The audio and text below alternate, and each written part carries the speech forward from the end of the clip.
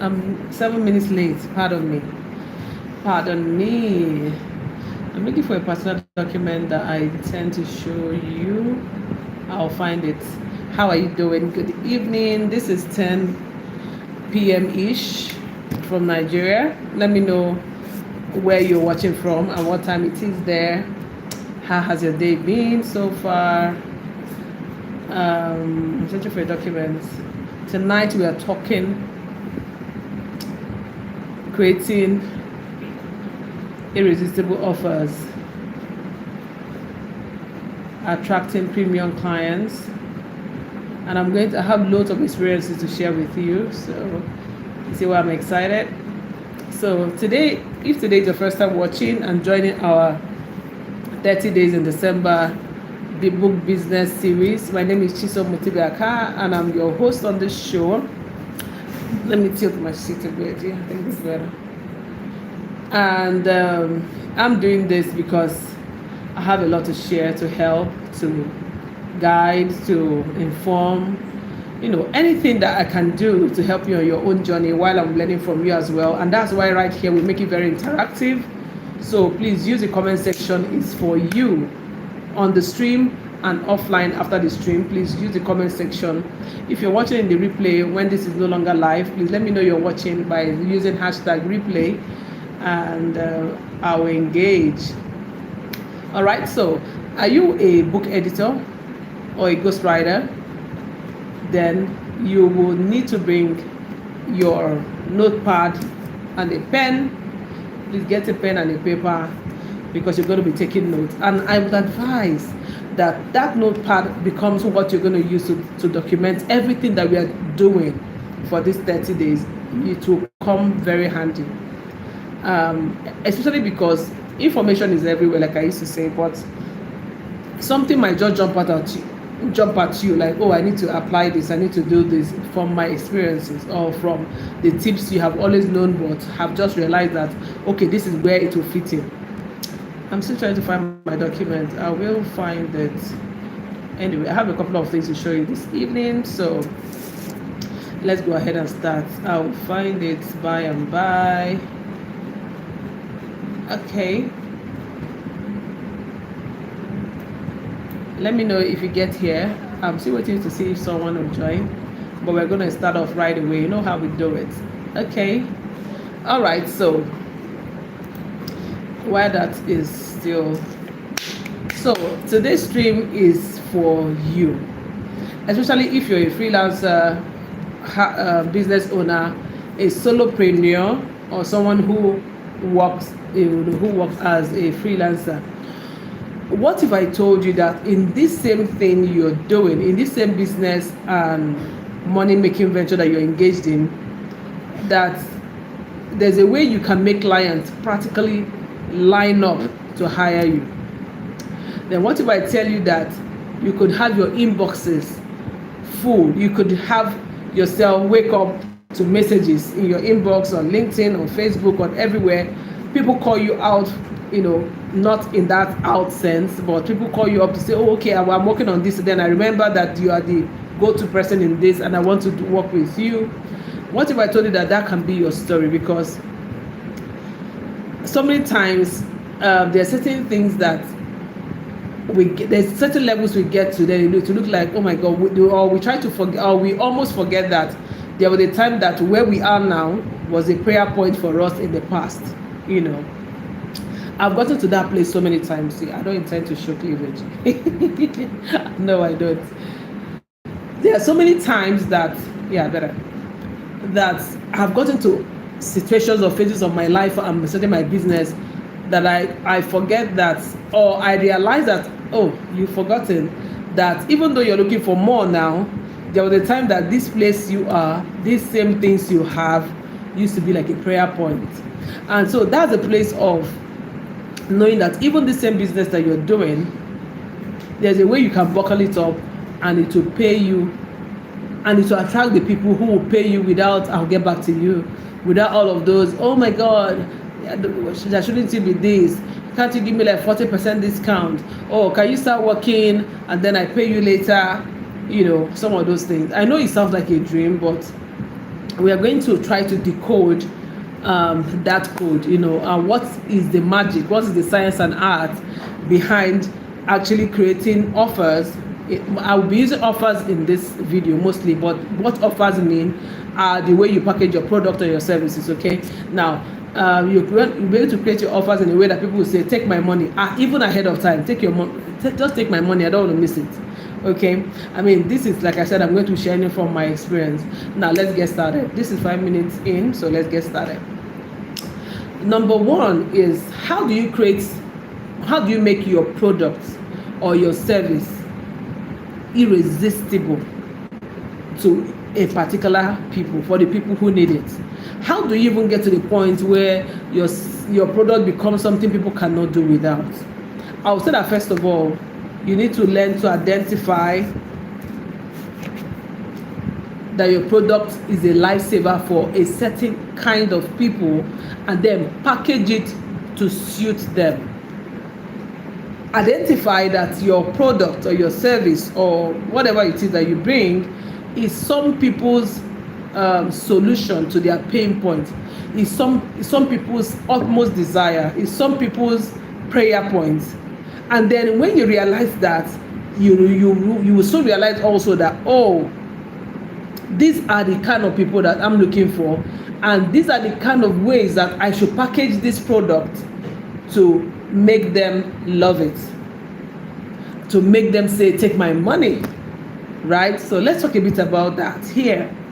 I remember when I started my business in 2009, I didn't know, I started my publishing business, but I didn't start publishing full scale. I started with offering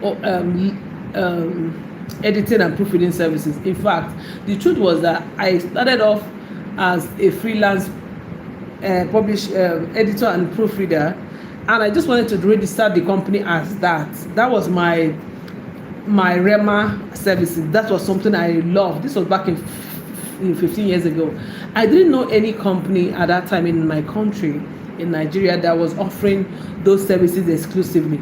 All the editors I heard of, I knew of, I had as friends at that time, we are working in newspaper houses, and I understand how the language of journalism is, or how it is with news writing. I had also had a little background of journalism at that time, so I understood that, but I knew that the kind of editing I was gearing towards doing wasn't just journalism, right? It was just about helping people who write, literature generally, like, novels, non-fiction, anything written, anything marketing forward, something that people put out in the public. So whether it's a marketing material, whether it's a book, I just knew that I had the skill, because prior to that time, like 10 years or so before that time, I was already doing this. I was already proofreading and editing for free.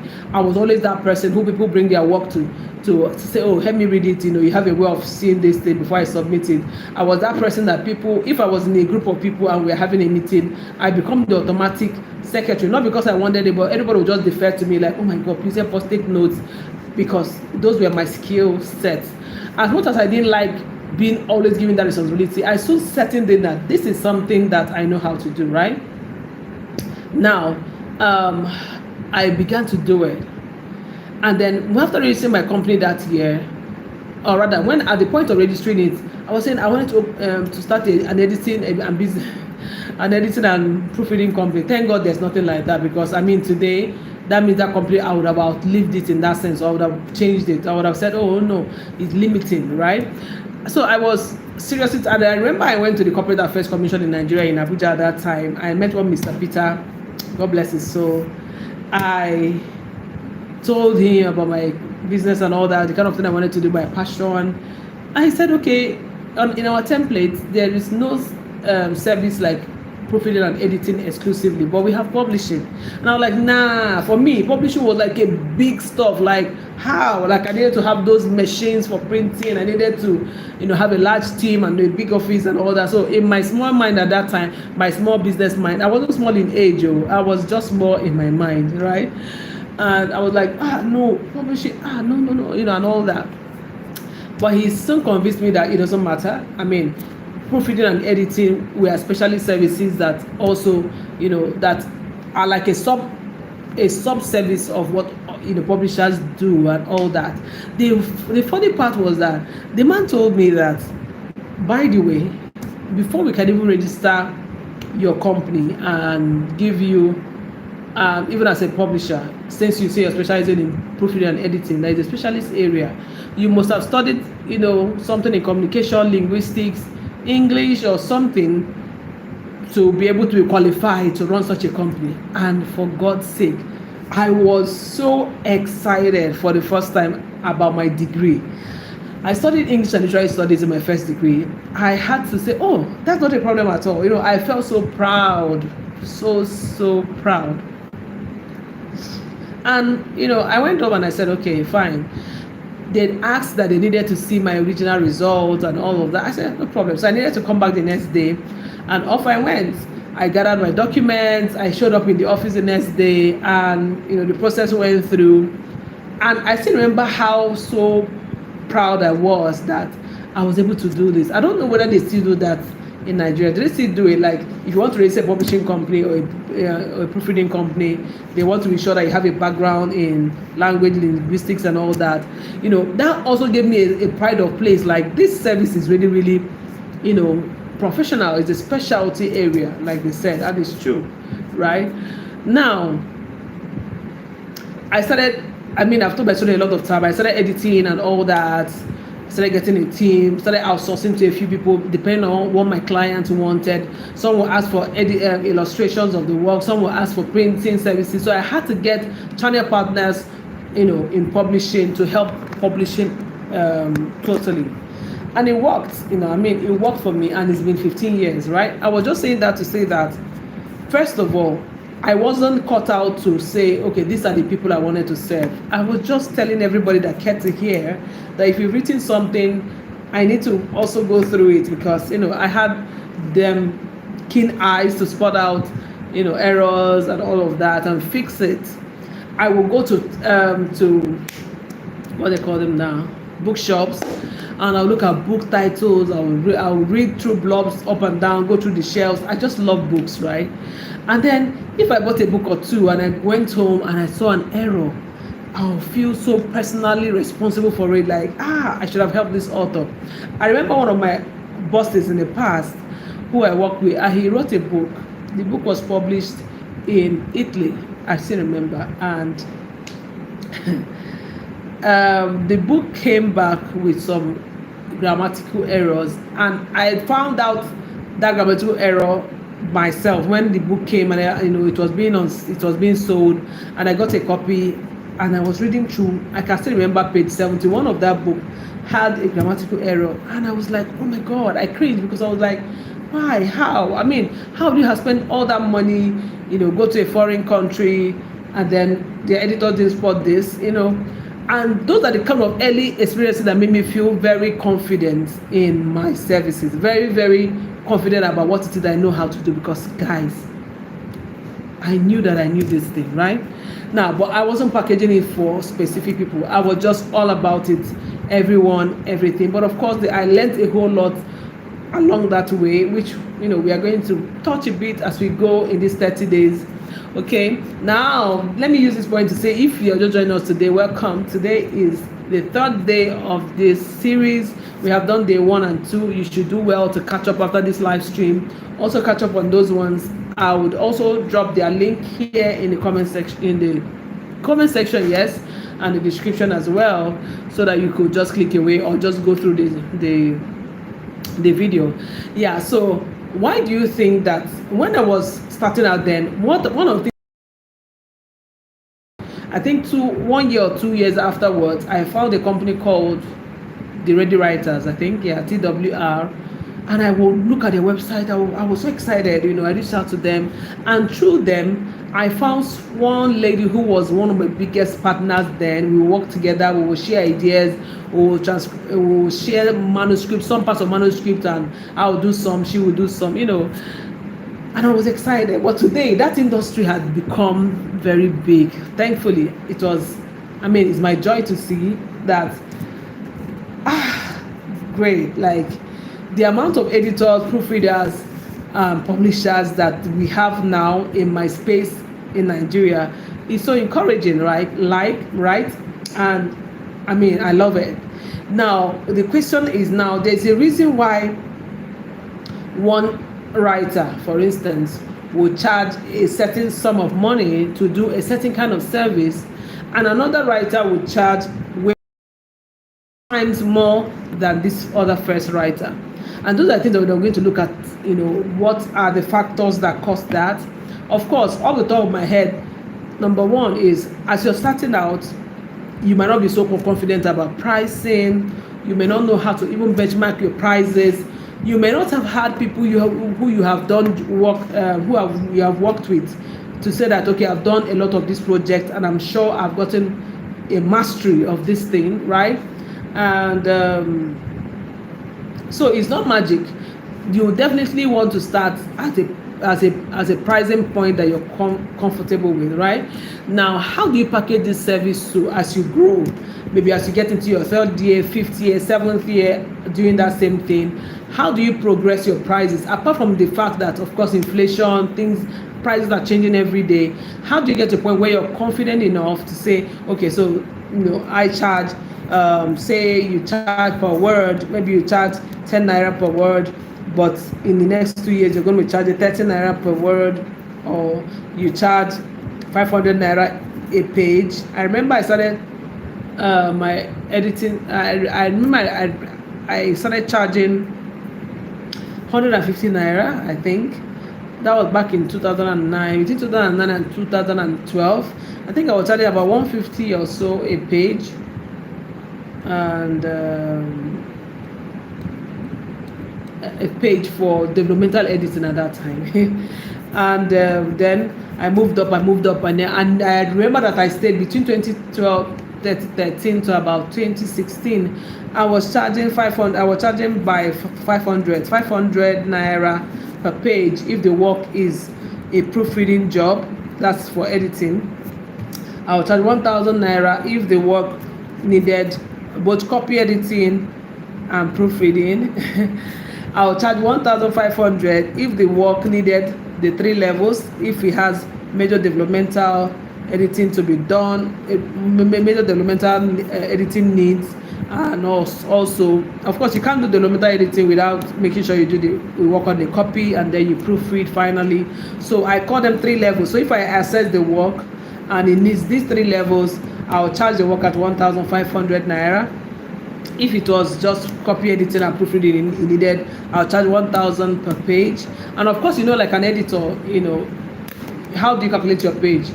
250 words, or maybe 350 words. No, not 300, 250 words or 300 words. That's what makes up a typical page, even in print, right? So that's what we use as our editing pagination, right? So some clients have always had this experience where they come and say, oh, on my desktop, my work is maybe 200 pages, because they're looking at it with the A4 format. But when they come in for editing, that work can be less. It might just be, say, 120 pages or 160 pages. I see some of them feel like they are a bit relieved. Okay, thank God I don't have to pay that much, because it's about the number of words, not really about how it shows on your screen, right? Anyway, now, how do you package your services for premium clients? What are the factors? I'll mention one of them, which is the length of time you've been rendering this service. The length of time you have, started honing your expertise is very key. See, when you grow into a price, you will know. Yeah, so you can't start mentioning prices that you cannot defend. As much as I'm somebody who really don't advocate for creatives in general, anybody alive, to undervalue their work, right? But the length of time you've been doing stuff will help you determine your price. Number 2, another thing that will help you determine your price early is to look at what other people who are starting out like you as well, or who are at your level, are charging, right? Not because you want to put your price like them, but it will give you an idea around where to peg your price, either higher a bit or lower a bit. And I always advise people, I don't compete on price, but it gives you a fair idea so that you know what the industry is about, so that you don't price yourself out of the industry in that sense. Okay. I remember then when I started, please don't mind me if my energy is a bit low. I just, I'm just in that, calm, cool, collected. I've been this way for the whole day. I'm just in rest mode, right? I've been working a lot in the past weeks. I just took a break today to kind of not do any book editing, writing work.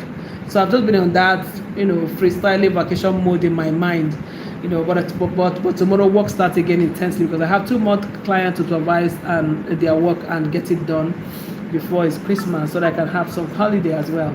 I love my job. Don't get it mixed up. Anyway, so what was I saying? Oh my gosh. Anyway, the length of time you've worked, and then, okay, yes, industry. Let me be writing my points so I don't forget. So industry standards of pricing can help you also determine, so this will be price. I remember when I started this, I think that's where I was. I will go to Google because I didn't know any Nigerian company to look at that time. I will go to Google and I search proofreading and editing services, and when I'm seeing those prices in dollars, and for God's sake, those prices were even very reasonable compared to now, because at that time dollar was converting to my Nigerian naira at, I think, 135 naira at that time. Yeah, 135 naira. I remember. Then it grew to two something, then 350 thereabout for a while. Right now is at 1,800. God help our currency and our country. Amen. But anyway, that time I would look at the prices and I'm like, oh my gosh, I can't. When I convert it, I'm like, oh my God, this is too much money. Who is going to pay me? It's imposter syndrome, lack of confidence sets in, the fact that I have never done business before that time, all of that. So this is the sort of thing that can hamper your starting out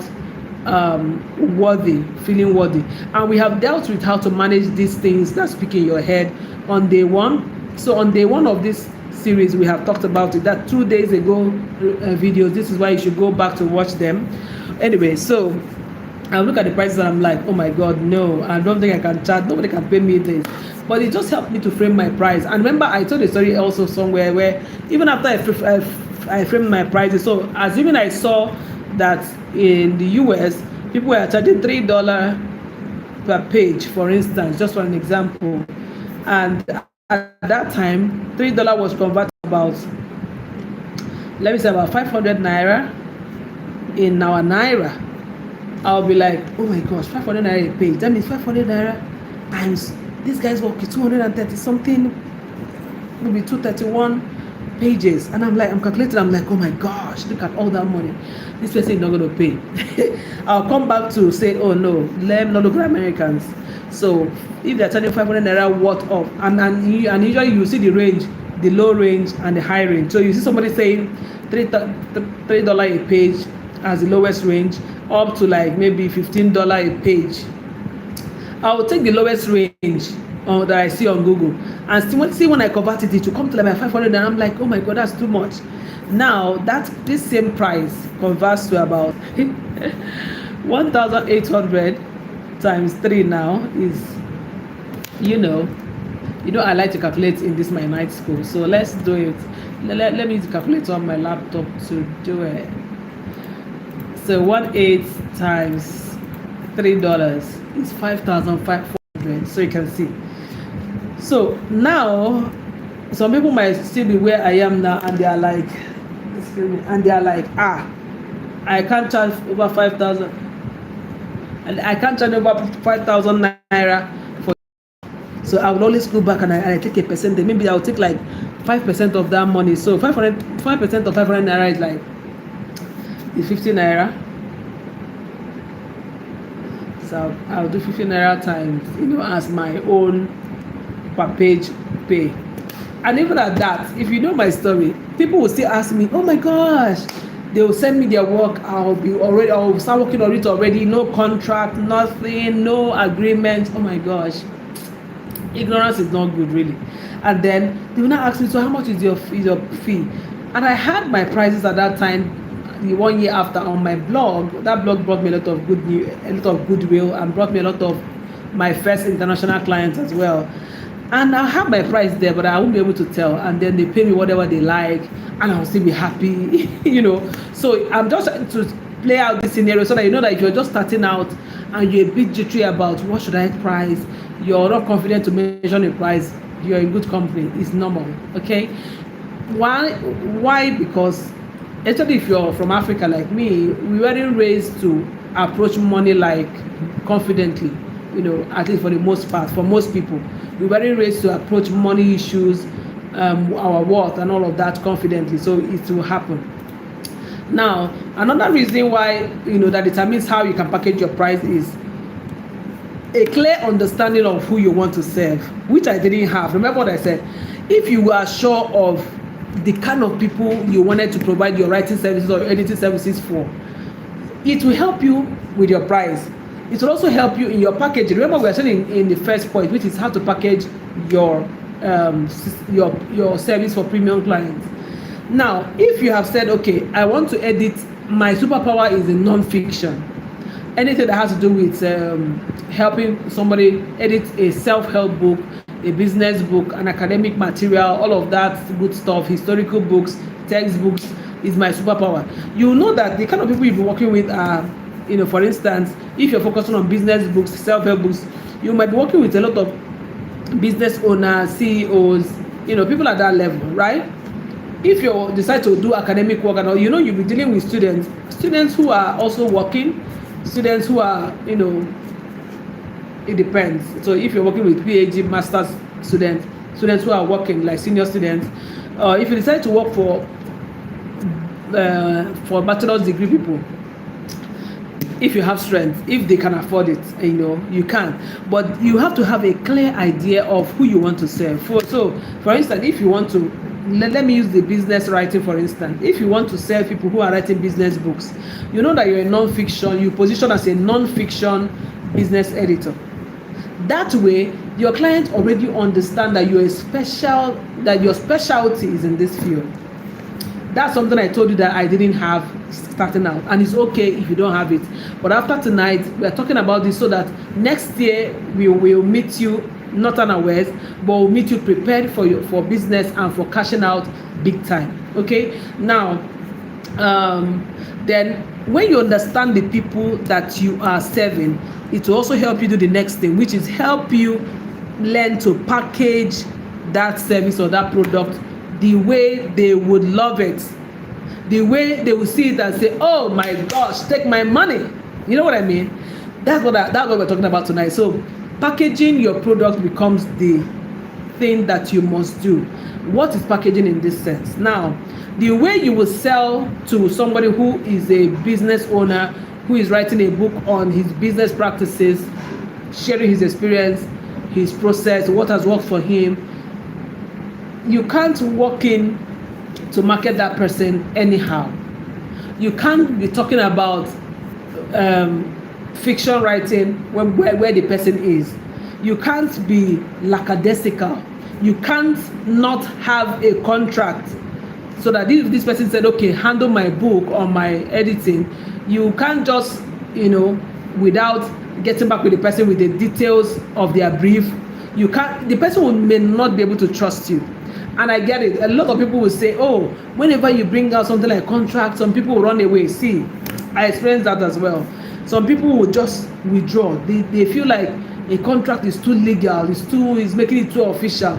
If somebody doesn't want to sign your contract, that's a good way, one good point to know that this person might not be able to go through this service process to the long haul. This person is not professional, doesn't want a professional job, and may not be able to pay you. Even if they're able to pay you, they might give you a lot of issues. So it also helps you see who your clients are. But I'm getting ahead of myself, right? We're still talking about packaging. How you will approach this business owner will have to do with, you have to make sure that talking to this business owner, you're speaking the language the person wants to hear. Now, let's get to the next point, which is how do you identify your core? I've already entered that, in brief. The first point, if you want to create a killer offer, is knowing what your client actually needs. So let's dwell in here for a while. So let's use that business owner for instance. What does your business owner need? What service are you even taking? Are you going to ask to edit his manuscript, his book manuscript, or her book manuscript? Or are you going to help him or her write their thoughts, develop their thoughts into books? Which service are you going with? So that, that goes to whether you're a ghostwriter or editor or both. But depends on what your offer is. It doesn't matter. It can be either of them, but your offer is what is it that you're packaged to sell at that time. So understanding what the business owner is. If you're talking to a business owner about editing, for instance, and he's like, I don't even have the time to write it. I have book ideas in my head. I need this and that. And you're sitting down there saying, oh, sir, okay, anytime you are able to write the book, I'll come up to, you can send it to me by email. You haven't solved this person's problem. So if you might just find that you have found that you are in an eureka moment where, you are just identified that this person I'm talking to about editing their book hasn't even finished the book, or don't even know how to continue, or have not even written a thing. So what I need to market to this person is not editing and proofreading. I need to help the person flesh out or develop the thoughts on their mind. Now, if you're a smart business owner, this is a breakthrough. Then you discover that another thing you discover in your deciding your core service is you can't just say I'm a ghostwriter, I'm an editor, this. You need to define yourself based on the pain point of that client. So this client doesn't have the time or doesn't have the expertise to write, but needs this book written, right? So brand yourself as the book consultant who will help them bet their book from writing to publishing, or writing all the way to printing or to marketing, depending on what your capacity is. And if I were you, I would talk with the person until I find out all the things that they will need to be done, they desire to get done, and make sure that you can do it. All you have to do is to hire a team of people to work with, so that you don't have to reject any job. You can't say, oh, I'm just a proofreader, I really don't know much about publishing, or I really don't know much about printing. I remember the first time I got my first job that went all the way to printing for 2012, which was like 3 years into my business. I did not say I'm a proofreader. No, I didn't. Focus on their pain points.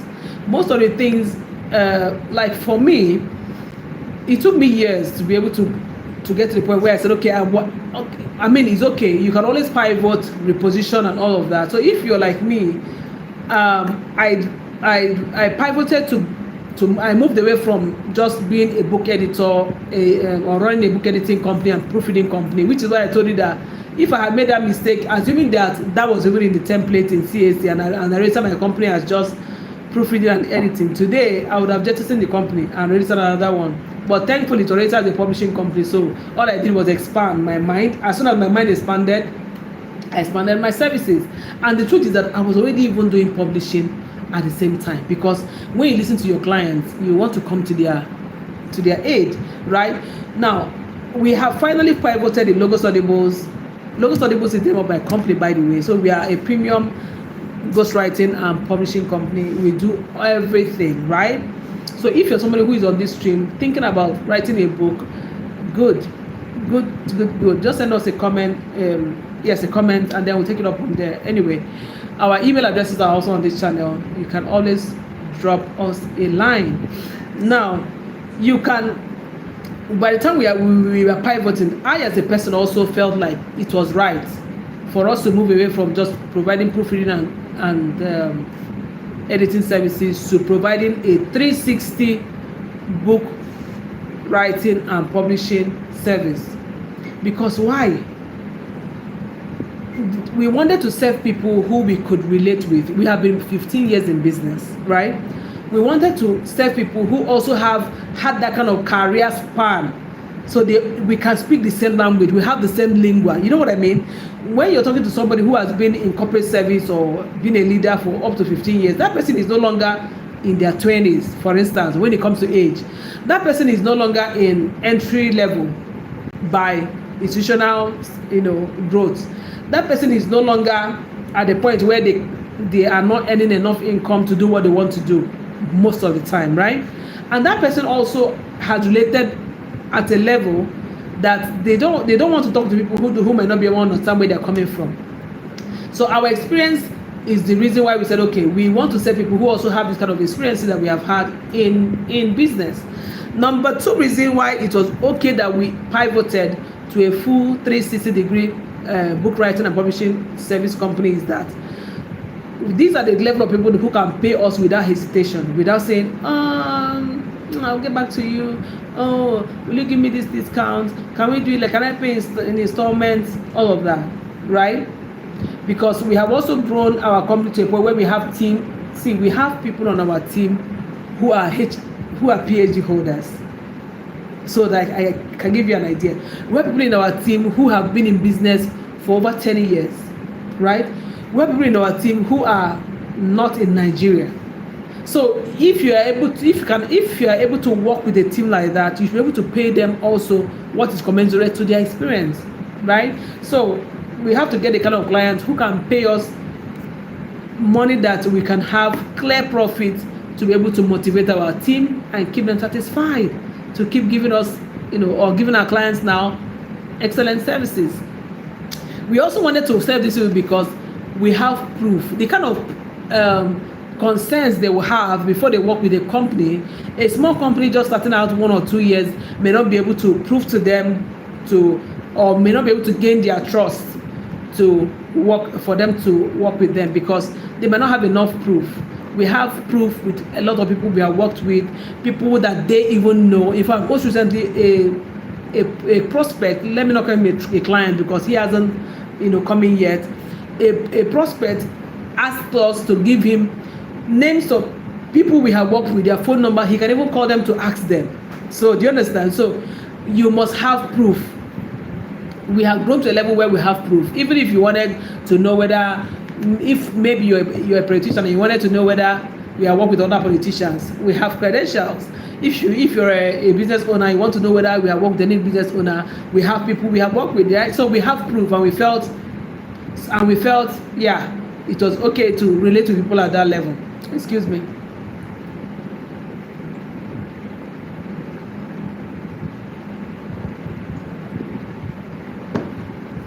Yeah, so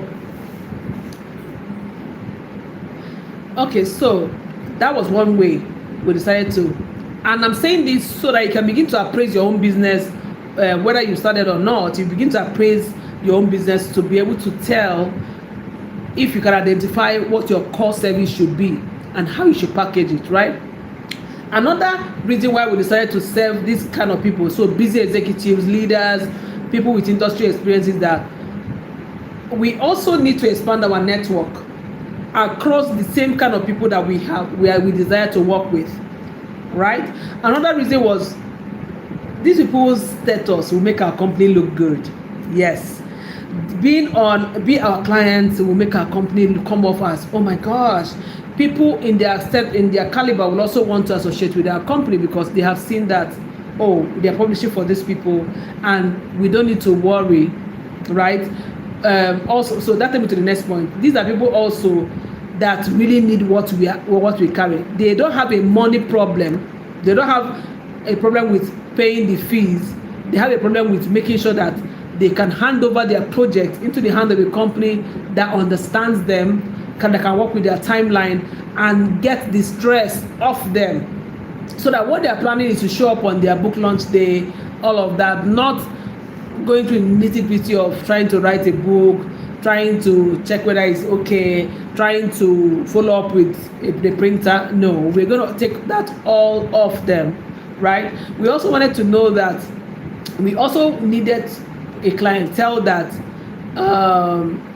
our service will suit their status, no fluff, no back and forth, no misunderstanding, Now,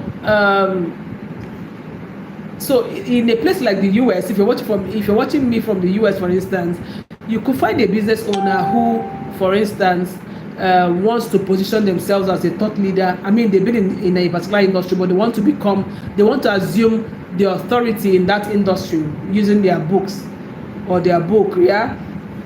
Or they want to write a memoir about a bit of their story, at a particular time of their story.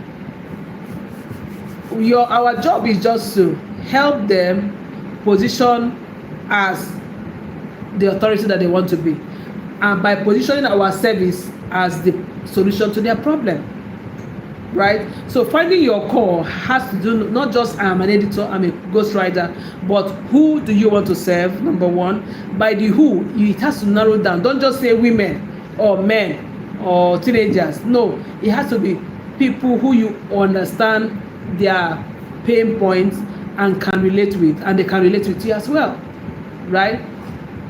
Now, the next thing that needs to be done, which is the third point, is you must ensure, if you want to attract premium clients at that level, and like I said, these principles, you can apply them to any business you're doing. Even if you're selling bed sheets, you're into interior decor, whatever, you can apply it. Now, another thing you need to pay attention to if you want to attract premium clients is that you must add extra services, extra value to that service. Don't just be a ghostwriter. And don't just think, because if you're just a ghostwriter, there are other ghostwriters, there are lots of them, why should they hire you?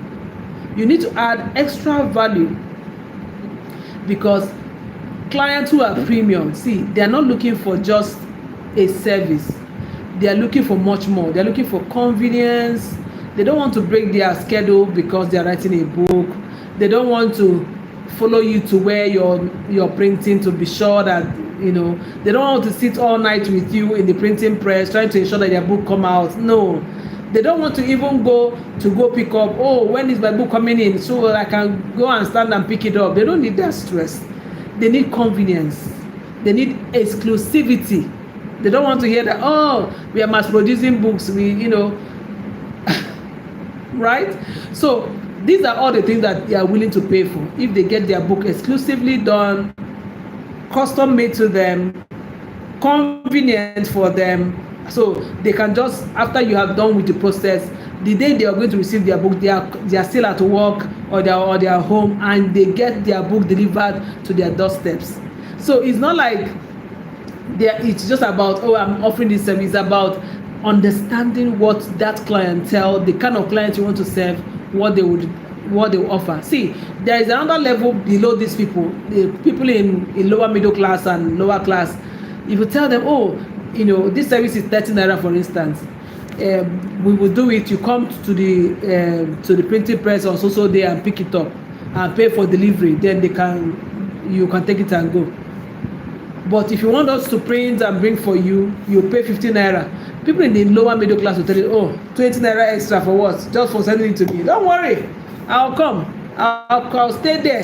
I'll come and collect my book by myself. Or I'll send somebody. In fact, I have somebody there who will come and bring it for me. I'll stop at this junction and pick it up from the person, and then they will enter bike and continue the journey. Like, they feel like they are not out for, it's not that playing anymore, but they are not out for convenience. They can walk, they can find their way, right?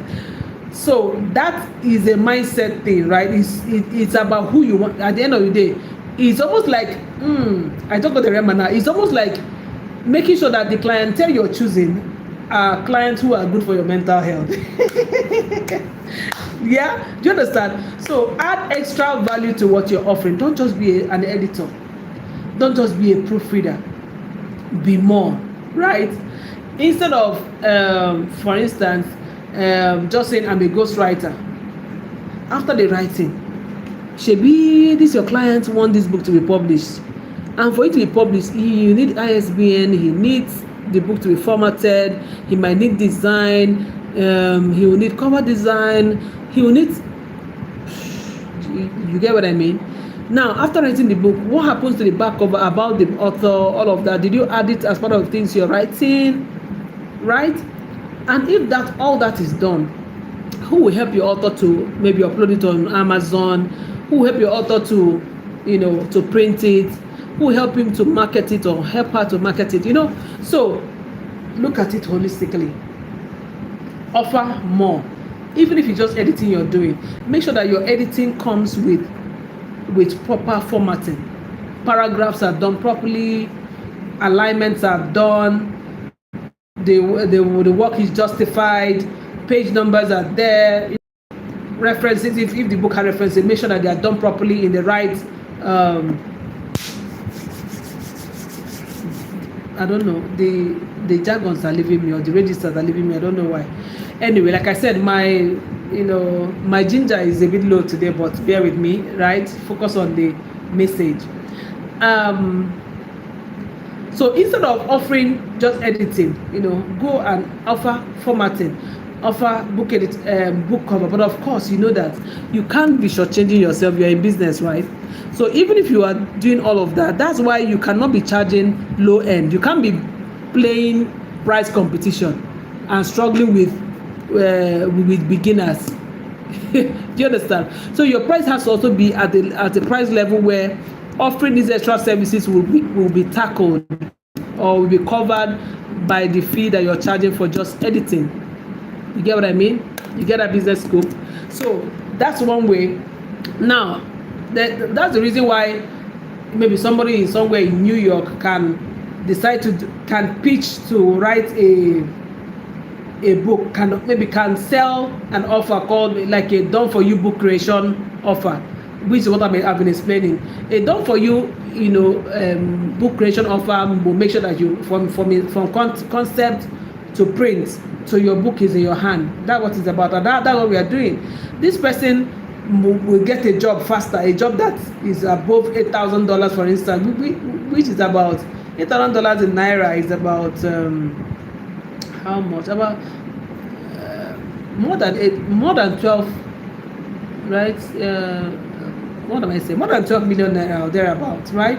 Somebody at that level, who has that kind of offer, will get a client faster, and it's a higher pay than somebody who is just saying, oh, I can write a book for you for $400, I'm very affordable, please. You will be begging the people for you to write this book for them. They might still not commission you. And you'll be wondering how this other person has sold an $8,000 package doing the same thing. But the only difference that this person is not just doing ghostwriting, is making sure that the book is ready, formatted, done, ready to be published on Amazon, and also printed if the number of copies that they want. And there are other things in between. Being able to help them get to design it, handling all the people that will do that if they're not within your team, managing the process for them without involving them. It's just like an event coordinator. You get vendors, for instance.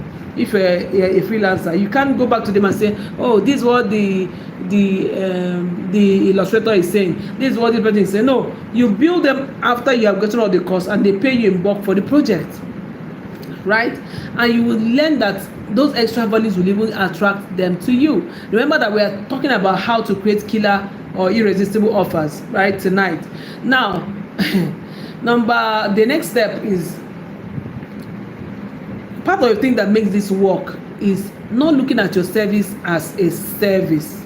There's something I call productizing your services, and people who sell services make this mistake a lot, all the time. So because you're the editor, you're offering a service, so people tell you, okay, I'm done with my manuscript, they send it over to you, you take another 3 weeks, 1 month, or 6 weeks to work on it, and all of that 6 weeks you're shut down doing that work, and then they pay you a particular sum, maybe per page, per word, or by project.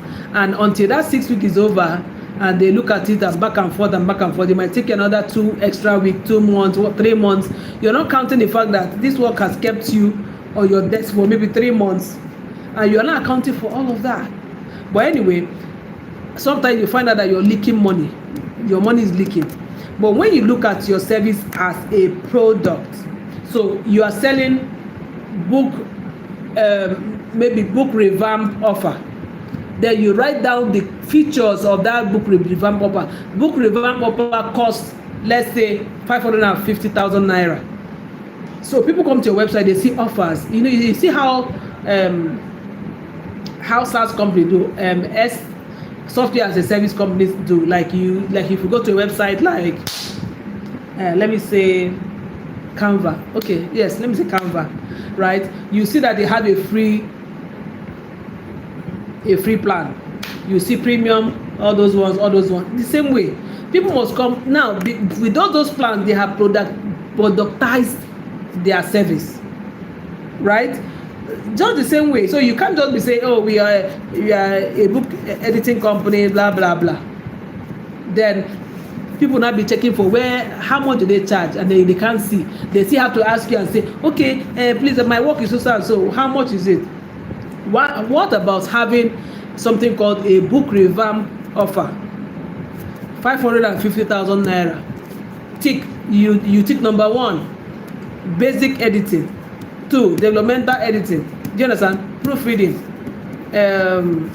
author consultation, 2 times input, book formatting, book cover design.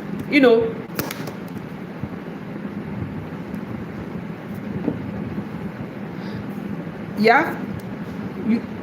Why don't you have, so you now know what each of the profiles or offers will have.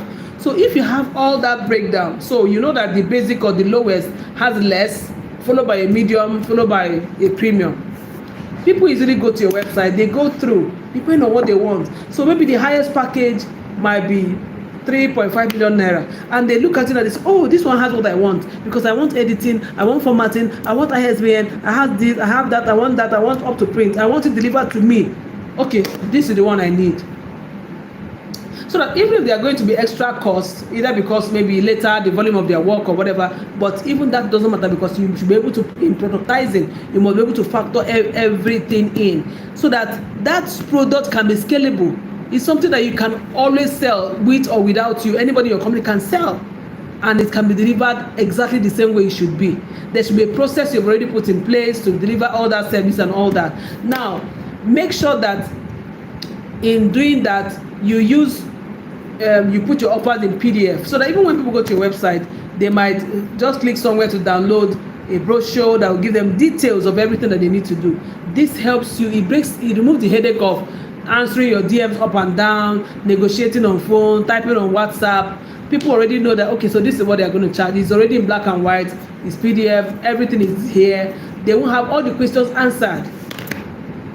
Packaging is very important if you're going to land premium clients. If you're going to have people give you their money, packaging is so important.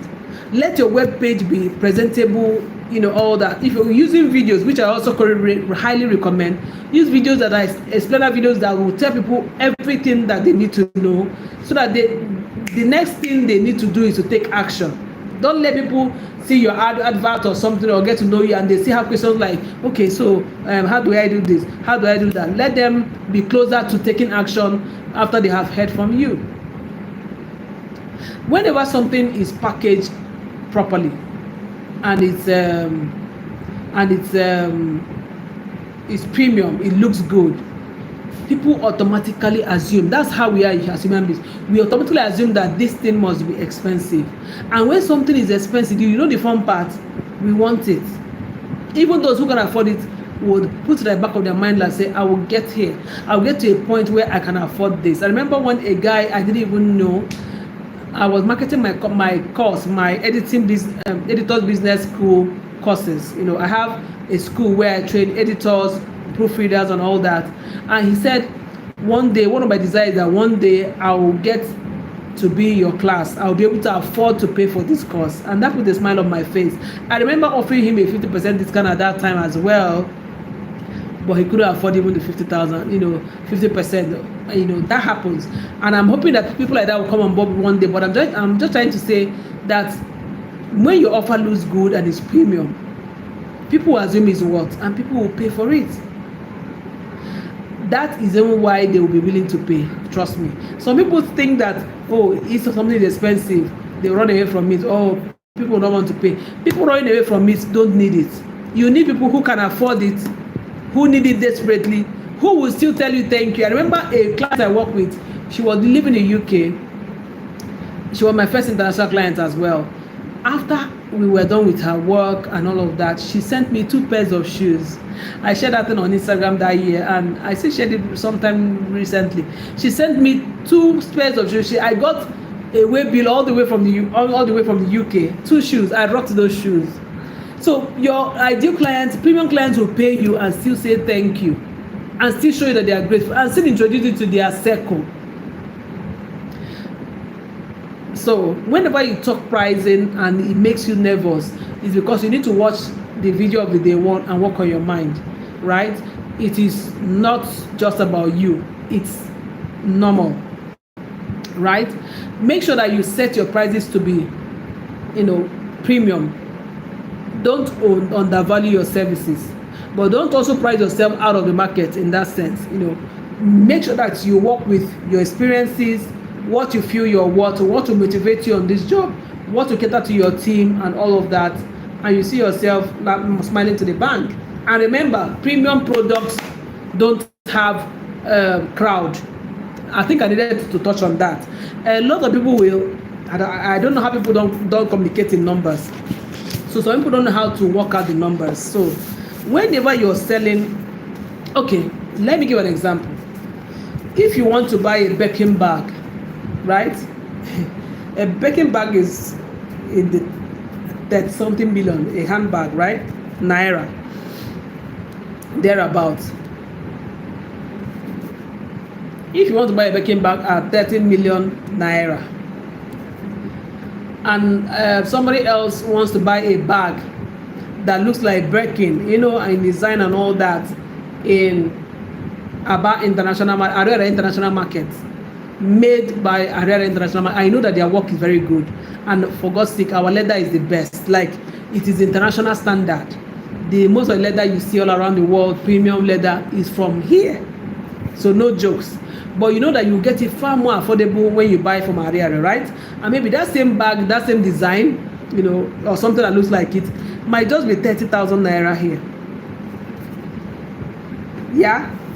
Now, the people selling the 30,000 naira bag, how many, if they're going to sell, say, 100 bags every day for a month, so they might actually sell about 30,000 bags in a month because they are producing it.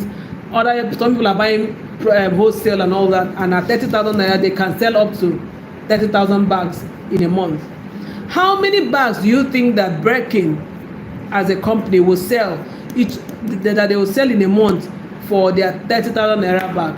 Do you think they can sell 30,000? In fact, do they even produce some of those designer products? Do they even produce up to 10,000? Up to 10,000 products, right? You hear sometimes, like I remember one Nigerian celebrity who just launched his brand recently. He mentioned that a particular outfit, they just made it for 1,000, and they had 5 colors, so it's like 200 of a particular color, 200 of a particular color, like that, because it's exclusive. That's also how people like that work. But look at it. If at 30,000 naira you buy a bag in Ariara for 30,000 naira, so let's do the calculation together. So let's say they produce the bag makers in Ariara sell each bag 30,000 naira, and they sell 30,000 of those bags in a month. They'll be making 900 million naira. Yeah? Now let's keep that figure here, 900 naira. Birkin produces just 1,000 of those limited edition bags in different colors, all of the colors, everything, just 1,000 across the globe. Remember, this Ariara man will keep producing as long as there is demand, right? But we are just using their monthly sales. So he sells 30,000 bags in a month and makes he's not making 900,000, but you know what I mean. He's not making 900 million naira. That's his turnover, right? We are not talking about their profit and all of that yet. We're not calculating that. But Birkin produces only 1,000 copies or 1,000 bags all over, and they are thinking is that by the time they sell at that limited edition at 30 million per bag times 1,000. First of all, when they are done selling the 1,000 copies, is it copy they call back? What am I calling it? 1,000 words, 1,000 pieces of the bag. Breaking is going to be making 30 billion naira. So Breaking is going to be making 30 billion naira selling 1,000 limited edition bags in different colors. And in Arena market, they have 30,000 customers. Remember, the Arena people have 30,000 customers. The Breaking people have just 1,000 customers, right? So a layman looking at it will say, sometimes in this Breaking shop, nobody even walks in there. Everybody goes in there to window shop. Are you sure they are selling? They might just sell 1 or 2 bags in a day, or none in some days.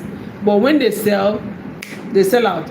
Some women will walk in there with their friends, with their daughters, and buy like 6 or 7 limited edition bags. And they are going home with 30 million naira times 7, right? But okay, at the end of the time, so let's say that in a month, they sell out the 1,000 in their different, what they call them, in their different showrooms all across the globe. They sell out 1,000 of those bags in a month. They will be making 900 million, sorry, what am I saying? Oh God, am I tired? I'm not tired. They'll be making 30 billion naira. I don't know why I'm mixing things up. Anyway, bear with me, guys. They'll be making 30 billion naira selling 1,000 bags. And then I was making 900 million naira selling to 30,000 customers. The traffic in the Ariara shop for that bag can never be the same. People are going to be thronging their shops, moving away, carrying the bags in bags, uploading them into what they call those, like trucks to take away. Meanwhile, in Breaking, the packaging of each of the bags, first of all, is like a box. There's a certificate in the bag. It's custom made for you. All of those good stuff, right? The packaging is different. The way you buy it is different. The experience you have is different. Breaking cannot sell their bags in an open market. All of that. So the environment, everything, the experience is different. Now, who makes more money between the person who has 30,000 customers in a month and the person who has just 1,000 customers in a month? Who makes more money? Obviously Breaking. But some people think of it the other way, like, if we start selling this thing, we won't be able to sell much. How many people? We don't have a lot of customers. We just, in this branch, we only have 5 customers. What do we do to get more customers? As much as it's good to get more customers, what is most important is that you get the right customers, those who can afford your service or who can afford your product. Now, we are talking about this packaging, and it's very, very, very important that we understand this. Clients will always assume your value based on your price. The more expensive you charge, the more they want it, the more they are willing to pay. See, I need to say this enough to marinate in your head and make a shift. You know what I found out rather late, because I wish I knew it in my 20s. The market serving these uber wealthy, the very rich, the people serving them are very small. For instance, if I was the president of Nigeria, will I send my children to a school on my street? No, for security reasons. Will I want my children to be educated? Yes. I will want to send them to a school where I'm sure they are secure. I'm sure that nobody can track them. I'm sure they get quality education. I'm sure that they will meet other presidents, presidential children in that sense. I'm sure that I will have rest of mind when they are off in school. And I will know that for a school to be able to provide such security, such quality, such one-on-one learning experience, have qualified staff, provide them with meals, the kind of meals they eat at home, the school will charge me what it will be worth. And it cannot be, in that sense, cheap. But some people shy away from this thing. So I see a lot of people even trying to start a business. They calculate, okay, I want to start a restaurant. To be able to cook like 6 cups of rice and buy meat, buy condiments, all that. They calculate it, everything. They draw up a list, plus the gas, plus those serving, all of that. They calculate, and the bill comes to about, let's say, 150,000 naira to prepare that, maybe a particular portion of rice and stew, and of course the protein to serve people. You will see them start shortening themselves like 150,000 naira. You know that how many plates that rice might serve might be, say, 20 plates. They calculate it, 150,000 naira divided by 20 plates, after they have tried to put all their costs inside. So the right thing to do is to say 150,000 naira, which is my cost for everything I'm going to use to deliver this rice, divided by 20 plates of that rice. It will come to 7,500 naira per plate. But you see some people, many people around where I know, they will say 7,000, people will not pay, people will not pay. They forget that they got 150,000 naira first of all, because they had put all that they are putting in: transportation, fuel, gas, the employees that will serve the food and wash the plates, condiments, the rice, the service, the air conditioner in their restaurant, or the fan, the rent of the place. All of that make up this amount. That is if they're able to calculate it, but how it should be ideally. Then when they divide it by then they also know the quantity of food that they have cooked can only serve, based on their portioning, can serve 20 plates. It's obvious. I'm sorry. Then they come about the price that each place should will go 7.5, and this 7.5 is to bring back your money spent. There's no profit, which means that you should be able to add, and you should be able to have a base profit range, something like 10% of the total cost or something. So let's say that they do by, say, 20% is profit, so they add 20% of 7.5, and they decide to add it. Let me do.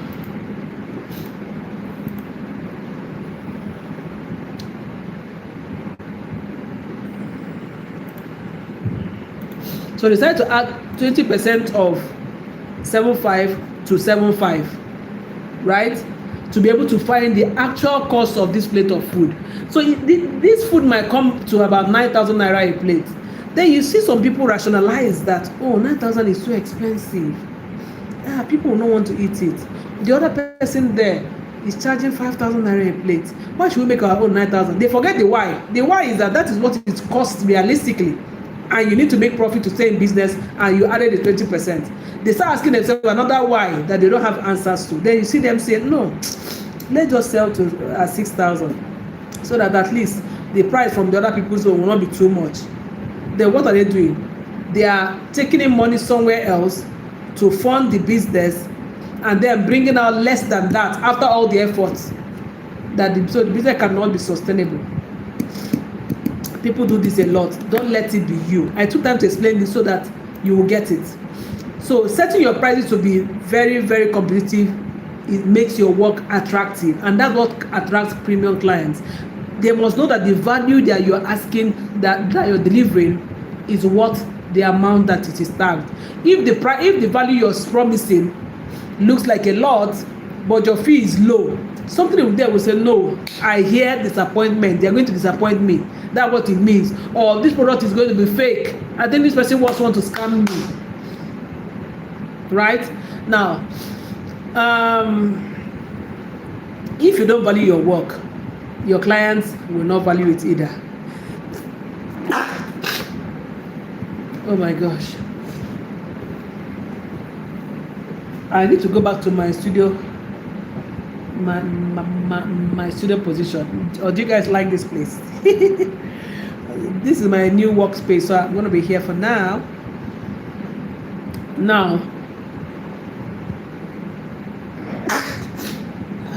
my gosh.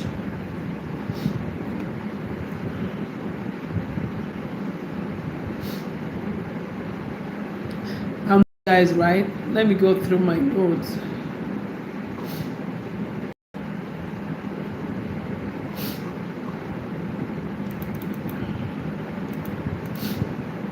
So set competitive prices without undervaluing your work, right? If you're second guessing yourself, like what I just gave in that illustration, and you want to start pricing properly, make sure that, as I said, research your market rate and add your worth.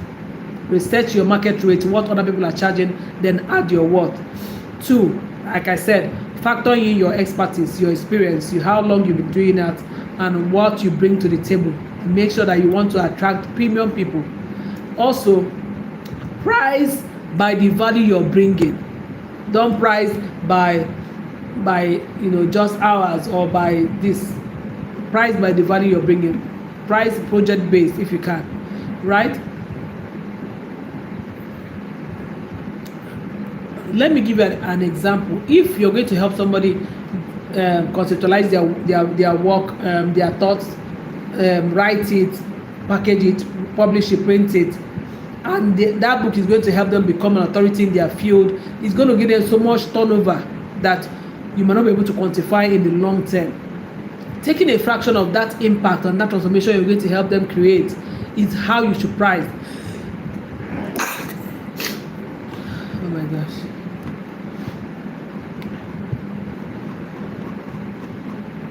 I'm trying to see whether, okay, I'm almost done.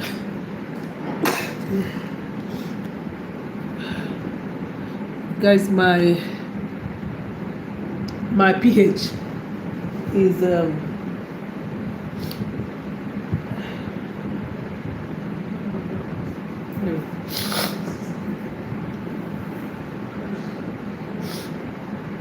I'm trying to get myself done so we can wrap up. I'm almost done.